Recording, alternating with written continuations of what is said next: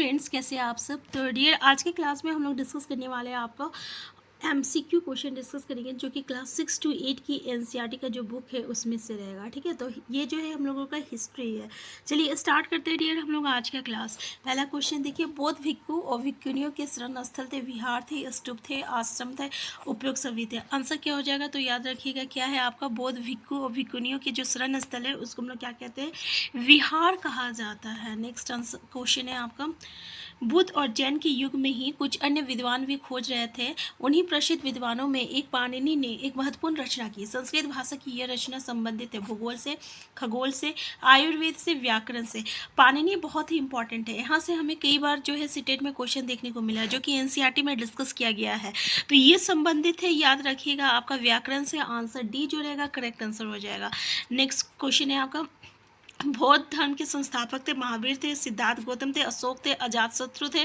तो इसका शायद आंसर आपको पता होगा कि बौद्ध धर्म के जो संस्थापक थे वो कौन थे?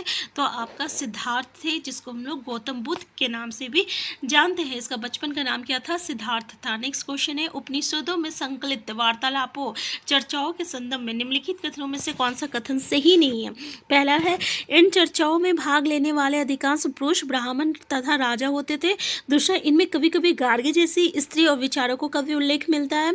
विद्वता के लिए प्रसिद्ध गार्गी राज दरबारों में होने वाले वाद विवाद में भाग लिया करती थी, और निर्धन व्यक्ति भी इस तरह के वाद विवाद में बढ़ चढ़ कर हिस्सा लेते थे।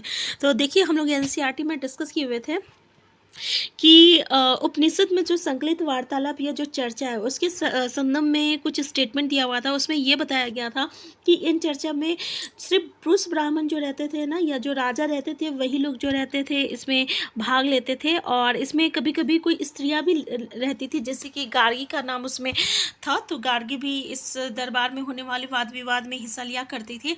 लेकिन इसमें महिला और जो शूद्र लोग होते थे, जो निर्धन व्यक्ति लोग होते थे, ये लोग जो ही हिस्सा नहीं लेते थे। ये हमारा आंसर जो रहेगा डी जो रहेगा, ये इसका करेक्ट आंसर हो जाएगा, क्योंकि इसमें से बोला है कि कौन सा स्टेटमेंट जो है सही नहीं है। यहाँ बोल रहा है कि वाद विवाद में बढ़ चढ़कर हिस्सा लेते थे निर्धन व्यक्ति, जबकि कहता है कि निर्धन व्यक्ति और महिला और निर्धन व्यक्ति जो लोग हैं, ये लोग जो है वाद विवाद में हिस्सा नहीं लिया करते हैं। आंसर डी हो जाएगा। नेक्स्ट क्वेश्चन है, बुद्ध का संबंध निम्नलिखित गण से था? मगध से था, लिच्छवी से था, शाक्य से था, अवंती से था। तो इसका संबंध जो है ना आपका शाक्य से था, याद रखिएगा। नेक्स्ट है आपका, महात्मा बुद्ध ने अपना पहला उपदेश दिया था सारनाथ में, बोधगया में, कुशीनगर में और पावा में। तो देखिए, सारनाथ का जो स्तूप है ना, ये इसी का जो है आपका क्या कहते हैं, सिंबल है कि जो पहला उपदेश दिए थे उसी के प्रतीक में जो है ये आपका सारनाथ का स्तूप जो है बनाया गया था। तो इन्होंने अपना पहला उपदेश कहाँ दिए थे? महात्मा बुद्ध सारनाथ में दिए थे। नेक्स्ट क्वेश्चन है आपका कि निम्नलिखित में से कौन सा कथन बौद्ध संघ के संदर्भ में सही नहीं है? पहला है, संघ के पुरुषों और स्त्रियों के रहने के लिए अलग अलग व्यवस्था थी, सभी व्यक्ति संघ में प्रवेश ले सकते थे। संघ में प्रवेश के लिए बच्चों को अपने माता पिता से अनुमति लेनी पड़ती थी, और विवाहित स्त्रियों को संघ में प्रवेश लेने के लिए अपने माता पिता से अनुमति की आवश्यकता होती थी। भाई, ये तीनों तो स्टेटमेंट बिल्कुल सही बोल रहा कि ऑब्वियस। देखिए, यहाँ पे स्त्री और पुरुष के लिए अलग अलग अव्यवस्था थी, बिल्कुल सही है। और सभी व्यक्ति, हर एक तरीके के व्यक्ति जो है यहाँ पे संघ में प्रवेश ले सकते थे। ठीक है, और जो भी लेते थे ना, उन्हें जो है आज्ञा लेनी पड़ती थी। जैसे कि अगर कोई दास है, अगर वो संघ में प्रवेश लेना चाहता है, तो वो किससे आज्ञा लेगा? तो अपने जो मालिक होता है ना, उससे प्रवेश लेना रहता था। जो गुलाम लोग रहते थे वो अपने राजा से जो है आज्ञा लिया करते थे। जो बच्चे होते थे वो माता पिता से आज्ञा लिया करते थे। ठीक है ना, तो इस तरीके से जो है अपने से जो उनके ये होते ना, उनसे आज्ञा लेना पड़ता था। लेकिन जो विवाहित स्त्री जो होती थी ना, वो माता पिता से अनुमति नहीं लेने की आवश्यकता होती थी, क्योंकि विवाहित होने के बाद उनके जो ये होते हैं ना, उनसे जो उनके जो ये कहेंगे हम लोग गार्जियनशिप जो रहेगा, वो किसके पास जाता है? वो उनके पति के पास चला जाता है। तो उनके पति से जो है उन्हें आज्ञा लेनी पड़ती थी। यहाँ पूरा माता पिता, इसलिए हमारा आंसर डी जो रहेगा ये करेक्ट आंसर हो जाएगा। नेक्स्ट देखिए, महात्मा बुद्ध तथा महावीर स्वामी ने अपना शिक्षा निम्न भाषा में दी थी, अवधी में, पाली में, ब्राह्मी में, प्राकृत में। ये इंपॉर्टेंट क्वेश्चन है, प्राकृत भाषा में दी थी। और कभी कभी हमसे क्वेश्चन पूछ लिया जाता है कि भाई प्राकृत भाषा क्या होती है, तो प्राकृत भाषा जो होती है ना, ये इसको हम लोग आम भाषा कहते हैं। आम भाषा मतलब क्या होता है, जो कि आम आदमी अपने बोलचाल में जिस भाषा का प्रयोग करते हैं उसको हम लोग क्या कहते हैं, आम भाषा कहते हैं, ठीक है ना। तो प्राकृत से भी जो है हमें क्वेश्चन देखने को मिलता है। नेक्स्ट देखिए, सारनाथ का स्तूप प्रतीक है, ये हम लोग पहले डिस्कस किए थे कि भाई महात्मा बुद्ध जो है अपना पहला उपदेश जो है सारनाथ में दिए थे, और सारनाथ का जो स्तूप है ना वो उसी का जो है प्रतीक है। तो यहाँ पे हमारा आंसर क्या हो जाएगा कि महात्मा बुद्ध के पहले उपदेश का जो प्रतीक है क्या है आपका, सारनाथ का स्तूप हो जाएगा। तो आंसर बी जो रहेगा ये इसका करेक्ट आंसर हो जाएगा। महात्मा बुद्ध के पहले उपदेश का प्रतीक है आपका सारनाथ का स्तूप।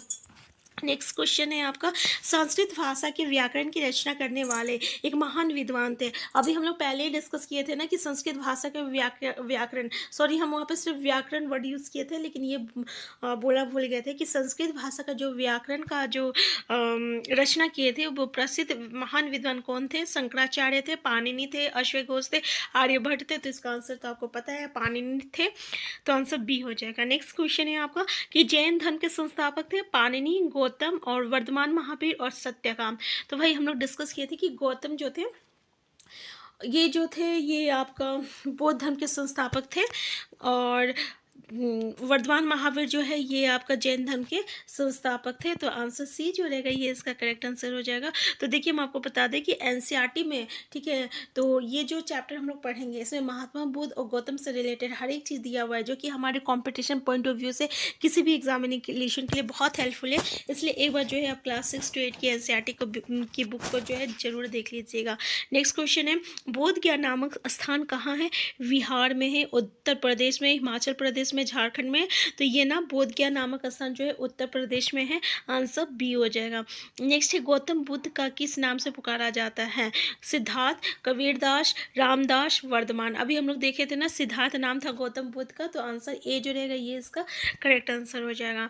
नेक्स्ट क्वेश्चन बोल रहा है कि गौतम बुद्ध का जन्म कितने वर्ष पूर्व हुआ था, 1500 साल पहले, 3000 साल पहले, 2500 या 2000। तो इनका जन्म जो है 2500 साल पहले हुआ था। आंसर सी हो जाएगा। नेक्स्ट क्वेश्चन है कि बुद्ध किस वर्ण के थे, ब्राह्मण के थे, क्षत्रिय के थे, वैश्य के थे, शूद्र के थे। तो भाई ये आपका कहाँ के थे, क्षत्रिय वंश के थे, याद रखिए। नेक्स्ट क्वेश्चन है, महात्मा बुद्ध किस गण से संबंधित है, लुम्बिनी से या वज्जी से या उज्जैन से या शाक्य से। तो हमारा आंसर क्या हो जाएगा, आंसर डी हो जाएगा, शाक्य हो जाएगा।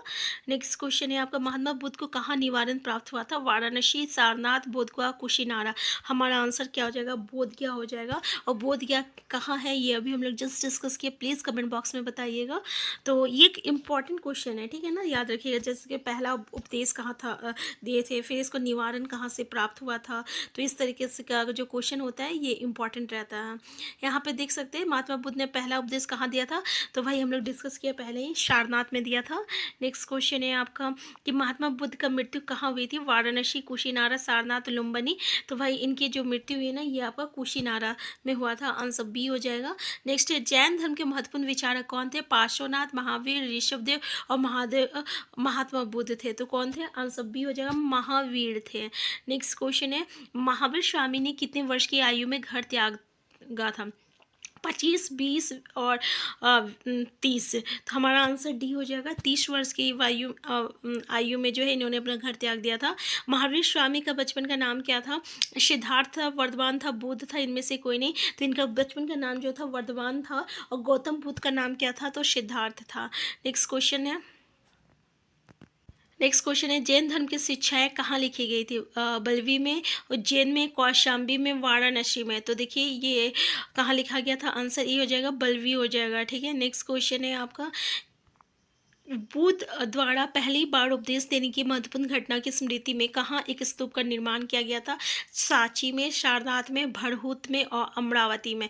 आंसर बी हो जाएगा, सारनाथ हो जाएगा। नेक्स्ट क्वेश्चन है, वल्लभी नामक स्थान कौन से राज्य में है, जम्मू कश्मीर में है, पंजाब में है, गुजरात में, उत्तर प्रदेश में। तो ये जो वल्लभी नामक जो जगह है ना ये कहाँ है, तो ये आपका याद रखिएगा गुजरात में है। देखिए हम लोग जितने भी क्वेश्चन डिस्कस किए ना सारे क्वेश्चन जो है आपका सीटेट के पॉइंट ऑफ व्यू से इंपॉर्टेंट है और ये ऐसे क्वेश्चन है जो कि सीटेट में जो है आपको क्वेश्चन देखने को मिलता है। यहाँ से डायरेक्ट एमसीक्यू वाला क्वेश्चन हम लोग लेके आए हैं और एमसीक्यू और जो स्टेटमेंट बेस्ड क्वेश्चन है ना, उसको हम लोग प्रीवियस ईयर क्वेश्चन के थ्रू जो है हम वहाँ पे आपको समझाने की कोशिश कर रहे हैं, ठीक है। और 6 to 8 की एनसीईआरटी की बुक ऑलरेडी हम लोग कर रहे हैं, जिससे कि आपका स्टेटमेंट बेस्ड क्वेश्चन क्लियर हो जाएगा। और जब हम लोग प्रीवियस ईयर क्वेश्चन करेंगे तब आपको बताएंगे कि किस किस टॉपिक से क्वेश्चन आता है। और ऐसे हम लोग इंपॉर्टेंट टॉपिक को हमेशा डिस्कस करते हैं, जो कि जहाँ से सीटेट में हमेशा क्वेश्चन आता है। देखिए 5 साल का अगर आप सीटेट का प्रीवियस ईयर क्वेश्चन कर रहे हैं तो आप सीटेट बिल्कुल क्रैक कर लीजिएगा, क्योंकि बहुत सारे ऐसे क्वेश्चन होते हैं ना जो कि बार बार रिपीटेड होता है, बस उसका जो है कॉन्सेप्ट जो है थोड़ा सा अलग रहता है। तो हम फिर मिलते हैं डियर। अगर आप चैनल में नए हैं तो सबसे पहले चैनल को सब्सक्राइब कर लीजिएगा और वीडियो हेल्पफुल होगा तो लाइक शेयर करना मत भूलिएगा। Thank you.